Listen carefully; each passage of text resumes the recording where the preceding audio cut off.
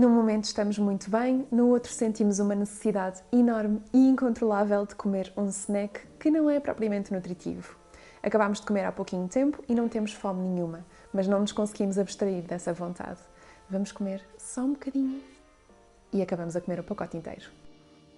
Olá, bem-vindos a um novo vídeo. Eu sou a Ana, sou nutricionista e hoje vamos falar acerca dos cravings, que eu penso não terem uma tradução direta para português, mas que são basicamente uma vontade enorme de comer alimentos muito ricos em calorias, em açúcares ou em gorduras. Estes cravings não são fome, são vontade de comer alimentos específicos, que normalmente nos dão muito prazer.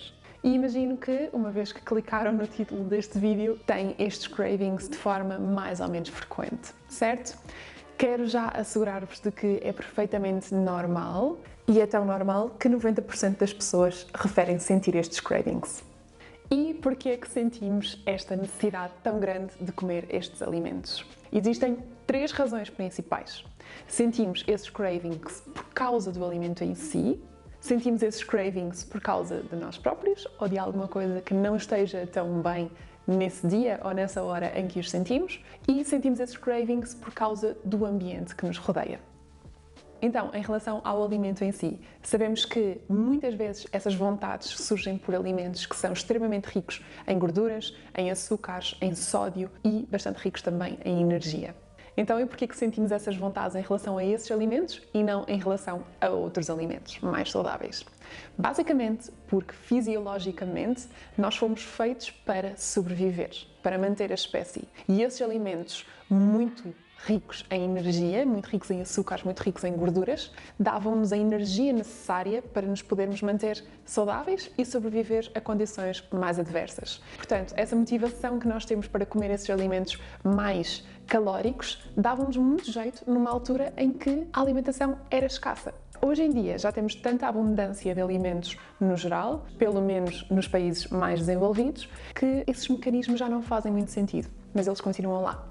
Então, quando nós comemos estes alimentos, existe uma libertação muito grande de dopamina e de serotonina, que são neurotransmissores que nos fazem sentir bem. Depois, a indústria alimentar percebeu que podia usar estes mecanismos a seu favor. Então, existem cientistas que estudam cada um destes alimentos para que libertem em nós o máximo de neurotransmissores de bem-estar possível. Então são manipulados os níveis ideais de sabor, os níveis ideais de crocância, os níveis ideais de som ao mastigar aquele alimento, para potenciar ao máximo todos os nossos sentidos e aumentar a nossa vontade por esses alimentos. Então, muitas vezes, esses mecanismos todos são usados a favor da indústria alimentícia e um bocadinho contra nós. É óbvio que, em pequenas quantidades, esse momento de bem-estar pode ser benéfico para nós, mas o problema acontece quando estamos num ambiente em que temos quantidades enormes desses alimentos e o controle da ingestão acaba por ser muito difícil.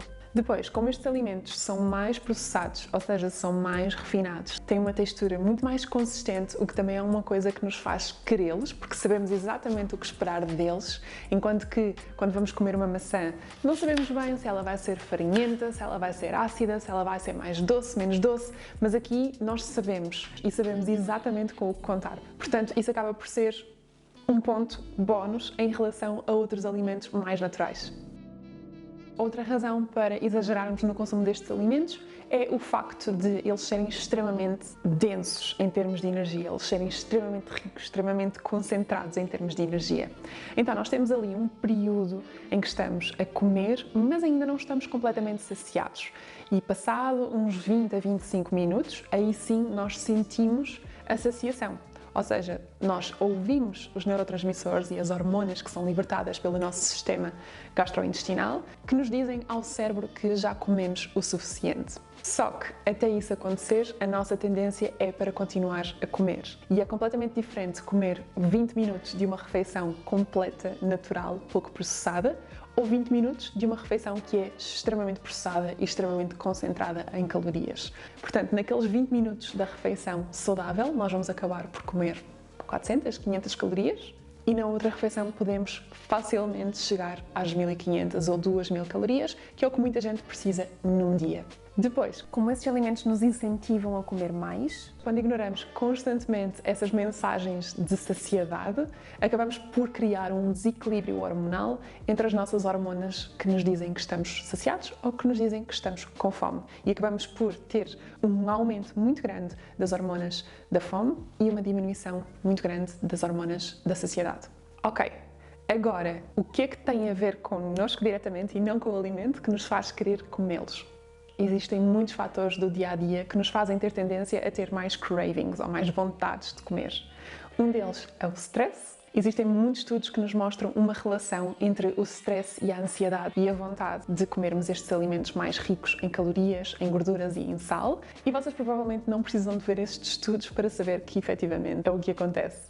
E existem vários tipos de stress que causam este aumento de desejos. Por exemplo, o stress de não conseguirem resolver uma tarefa do trabalho, o stress financeiro, que é uma realidade da maioria neste momento, o stress do trânsito ou às vezes desconfortos tão pequenos como o barulho dos vizinhos quando se querem concentrar. Depois, sabemos também que o sono também impacta muito a nossa vontade por estes alimentos. Sabemos que 3 noites mal dormidas são o suficiente para aumentar muito a hormona da fome, que é a grelina, e que naturalmente vai fazer com que nós tenhamos mais tendência a comer destes alimentos. Existe um estudo muito interessante que avaliou o quão mais as pessoas comiam quando estavam em déficit de sono. E as pessoas chegavam a comer mais de 300 calorias do que aquelas que dormiam bem, simplesmente pelo facto de dormirem um bocadinho mais ou um bocadinho menos. E isto faz todo o sentido se pensarem que, se vocês não se recuperam o suficiente durante o sono para terem uma energia equilibrada ao longo do dia, é expectável que queiram alimentos que vos deem essa energia que o sono não deu. E é nestas alturas que tudo acaba por descambar, porque o nosso corpo sabe perfeitamente que vai receber mais energia com isto do que com isto. Como se não bastasse, nós mulheres temos mais uma agravante, que é o nosso ciclo menstrual. O nosso ciclo menstrual é composto por 4 fases: a fase folicular, a fase da ovulação e aqui, antes da fase menstrual, temos a fase lútea e nessa altura existe uma queda natural de hormonas como a progesterona, o estrogênio ou neurotransmissores como a serotonina e é natural que aumente a nossa vontade por alimentos que aumentam a libertação desses neurotransmissores e, consequentemente, o nosso bem-estar. Depois temos também outro problema relacionado com nós próprios, que é a restrição. Muitas vezes a restrição exagerada causa um aumento de vontade por esses alimentos, porque o fruto proibido é o mais apetecido e é esta uma das razões pela qual eu não recomendo a retirada completa destes alimentos. A redução, claro que sim, faz todo o sentido em termos de saúde, mas acho que devem estar pontualmente na nossa alimentação de forma moderada. Para além disso, os cravings podem surgir também por questões emocionais. Ora porque nos sentimos tristes, ora porque nos sentimos cansados, ora porque nos sentimos sozinhos. E muitas vezes a comida funciona como um penso rápido para essas emoções negativas. Não digo que de vez em quando não possam usá-la, mas não deve ser a vossa única ferramenta, nem deve ser usada com muita frequência.